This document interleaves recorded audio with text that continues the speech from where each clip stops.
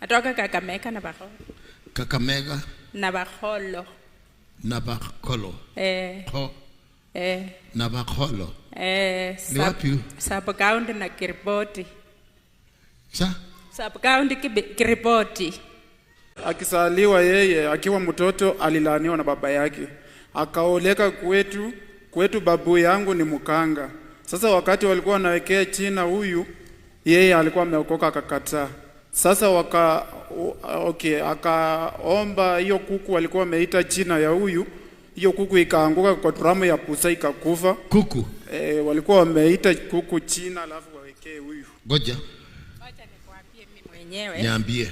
Wakati nilisaliwa, baba yangu akileta nyama alikuwa anachukua yake atungemo kijiti ili akatungemo kijiti. Atungemo kipande yake yenye atakulia. Sasa akikulia ikibaki ataichua tu wakati atarudi tena.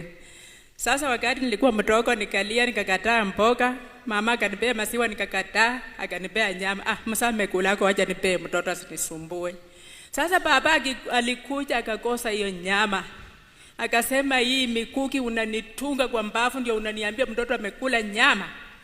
Wenzangu wanasaa vijana wakisomesha na wewe unanitunga mikuki wasichana hawa. Sasa hiyo ikawa hapo.